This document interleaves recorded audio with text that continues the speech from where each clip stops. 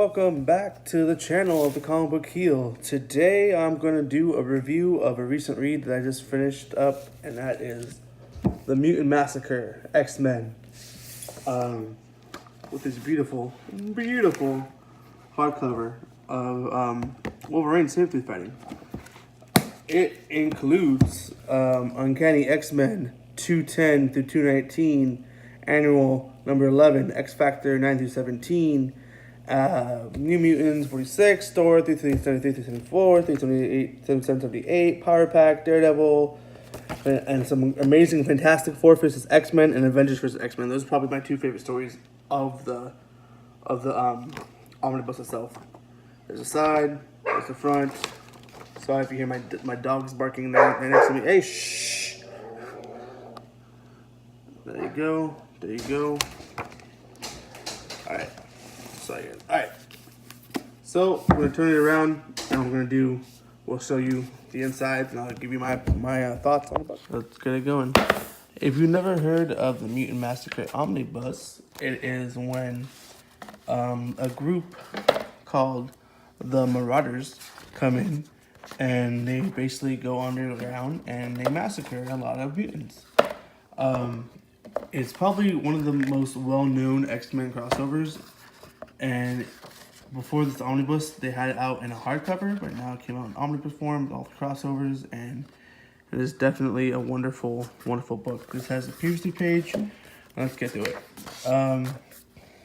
It's art by John Romita Jr. in here, and then there's art by Mark Silvestri, so it's a lot of good 80s artists in here. It's a really dark book. So if you're not into that, you know, it's not that dark, but it's definitely a dark book for the times. It's really well done. It's by Chris Claremont, and if you read Uncanny 1 through 3 of the omnibuses, and if you haven't, you should. It follows suit, and it's another great story. The X Factor issues are by Louise Simonson. That follows the original team of Cyclops, Angel, Beast, Jean, and the Iceman yet. And those stories are some of them are great, some of them are okay. It has to deal with them being in the public, they're exterminators, so they go after mutants. But in reality, it's just a veil so the humans accept them. They go after mutants and they save them. So, some of the beginning issues of X Factors are okay, but it gets really good later on when it has to deal with Angel and his wings. But in order to get to that point, they have to cross over with the X-Men, and something happens to Angel and his wings, which I don't know if it's a spoiler. It's been so long, but basically his wings get pinned to the wall by the Marauders, and pretty sad stuff. All the Angel stuff is really depressing. Which this is the lead up to him becoming Archangel. So that's cool. I believe that happens in Fall of Mutants, which at the moment, the hardcover I believe is out of print, but they have them in paperbacks, and they have them in this upcoming Marvel milestone coming out. As you can see throughout the book, this is Apocalypse going after every now and then you'll see Apocalypse getting his 4 horsemen. You don't actually see him go after Angel in this book, but it's leading up to that. And then we got one New Mutant issue in here, which is a great issue with some great art. I forget who the artist is on here. But the New Mutant, I'm always up for the New Mutants. I think it's one of the books that everybody wishes was an omnibus. This page right here, oh my god, where they see death over the mansion. Woo, that's some good stuff. Beautiful splash page. Let's go on. Whatever. We can talk about artists. Yeah. So at this point, Magneto's leader is the advisor of the X-Men, and people don't trust him, and the whole thing. But the whole first half of the book has to deal with the casualties of the Marauders and the X-Men having to fix up who gets hurt with this Nightcrawler and I believe Kitty and some other people. I don't want to spoil it all. I keep saying that when I spoil it. Thor has a mission here, which is a really good issue, where he finds his way to the sewers and he fights some of the Marauders himself, which you can see right here. And then he ends up seeing Angel, who's pinned to the wall, and he saves Angel, and the Marauders don't want to mess with him. And yeah, he goes up to and he gives Angel back over to the X Factor. There's one Power Pack issue in here, which is the kid team that featured Franklin Richards. I love this stuff. I want to read more Power Pack stuff. It's like basically it's like Stand By Me, or no, it's not that. I don't know. It's like Stranger Things. There you go. It's like Stranger Things with powers. That's a good explanation of it. It's really fun and really like, you know, they get the kids' voices right, and I had a lot of fun reading this one issue. If you saw on my previous video, I did a Fantastic Four review on the Mark Raid run, and I like Franklin a lot, so this got me like prepped with Franklin in it. So let's go through it a little faster. I don't want to spoil the whole story. It's a good story, guys. If you like X-Men, you like Claremont, you're gonna love this book. It's great art, great stuff. I mean, some of the X Factor stuff is but it makes up with it with all the other stories in there. The Deadover issue is really good. Deadover goes down to the sewer and he ends up fighting Sabretooth. And I think he asks, he's like, why are you attacking me? Like, you know, like, I have nothing to do with you. And Sabretooth says, just because I can. So I really like this version, this early version of Sabretooth, of him going after Daredevil. And just basically just screwing things up because he wants to. There's Psylocke. Psylocke is a new member of the X-Men in this, and her presence is felt a lot in here. He was I forget his name. Caliban, I think? No, it's Caliban. It's what is his name? Damn it, I forgot. Anyway, he's the leader of the Morlocks, and now not knowing his name is gonna bother me because, wow. God, is it Caliban? There's somebody else. Callisto. There you go, Callisto. Callisto Caliban, similar. Anyways, he's leader of the Morlocks, and he's like training with the Wolverine so they can train to go after the Marauders. They never actually really go and deal with the Marauders in this book, though. I think that happens in Inferno because their leader, spoiler alert again, I believe is Mr. Sinister. So he gets introduced like in 221 or something. In this book, X-Men Uncanny ends in 219. And the X Factor's issues you switch over. Cyclops is going to go find Malin Pryor because he feels jealous.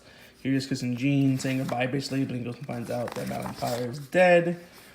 You know, believes, you know, this, again, old issues, you know, she's not dead. But yeah, so this is him going over there, and I believe it's Master Mold, right? Yeah, Master Mold awakens in the sea and goes after Cyclops. That's some cool stuff. Yeah, keep going. Really good stuff, guys. If you're an X-Men fan, you're gonna love it. Can't say enough about how much it's some good stuff. This is a Juggernaut issue. I forgot what issue this is. This is Dazzler, so it's probably X-Men. Yeah, where he's fighting Dazzler, but he doesn't want to hurt her because he's a fan of Dazzler. It's a pretty funny issue. I see like he hurt her, and he's like, "No, I'm sorry, I didn't mean to." Long shots in here. The whole new X-Men team. So if you're only like familiar with the old X-Men, like this is a good book to get to familiarize I can't talk yourself with some other X-Men. Some more Thor issues. It's kind of like the aftermath of what happened in his issues. Some more X Factor stuff. The best part of the book to me is right over here. It is a Fantastic Four versus the X-Men.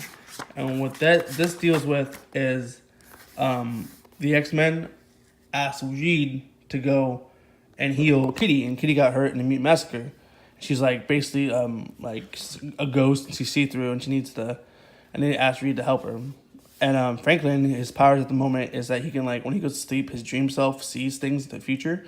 So he sees, like, you know, basically his dad becoming Reed, and he thinks it's gonna, his dad becoming Dr. Doom, and he thinks that it's gonna come true, and he's scared for, you know, that his dad's gonna become Doom. Here's the dream, where Doom Reed kills everybody, and then he basically becomes Doom. It's really gruesome, cool stuff. But basically, the whole story is that they want Reed to do it, but Reed can't do it because Reed's at a point in his life where he feels like he's not able to do it. I believe it's because something happens with his team and they don't trust him anymore. Some great art by John Bogdanone, man. Look at this page. It's beautiful. I don't want to go through the whole story, but if you like Fantastic Four, if you like X-Men, some great Doctor Doom moments, some great X-Men moments. It's just an overall great story, and it's just 4 issues. It's a great ending. If you can find it in something smaller than that, it's a great father and son moment right here. I love every time Reed and Franklin have a moment, like in all their books. It's great stuff. You see Invisible Woman like watching over them, invisible, because you don't want to interrupt the moment. So yeah, I don't want to spoil the whole story, but go read Fantastic Four vs. X-Men if anything you get out of this. It's great stuff. And following that is Avengers vs. X-Men. And what that is about is that Magneto goes and finds his Asteroid M stuff, and the Avengers want to basically arrest him because they don't believe that he's gone good. And the Avengers go after him, but little do they know that he's like the headmaster basically, or the advisor of the X-Men right now, so he's a good guy. And so the X-Men are trying to basically say, hey guys, like he's on our side now, and the X-Men don't trust him. And it's a really cool story. If you like Magneto and you like the Avengers and X-Men, again, you're gonna love the story. Good stuff. These are my favorite parts of the omnibus, are the X-Men, Fantastic Four, and X-Men Avengers stuff. I love Magneto, I love Fantastic Four, so it's really cool that those 2 stories focus on those guys. Yeah, I'm not gonna give away what happens there, but definitely go check those out. Those 2 stories, if anything, get out of this. Great stuff.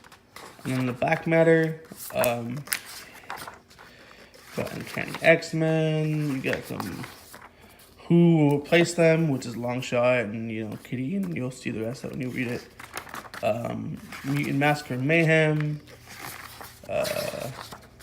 Stan's Soapbox. I love that stuff. Rest in peace, Mr. Lee. Mr. Lieber. Some articles about when X-Men and Avengers first came out. Some pinups. Mr. Nightcrawler looks a little sexy pose with him and Colossus. Here's Kitty and Lockheed. Here's the Mutant Massacre map. That's pretty cool. Basically mapping out the crossover. Mr. Sinister in the background, even though he does not show up in this book, he is heavily referenced. Oh, Gambit's there. Maybe Gambit. I'm pretty sure Gambit shows up later on. But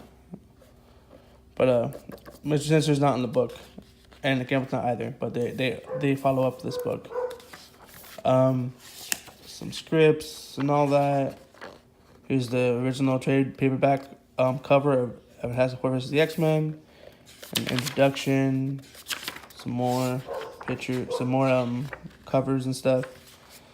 And yeah, it's a great book, guys. It's definitely, if you're an X-Men fan, go pick it up. You need it. You probably already have it. If not, it's good stuff.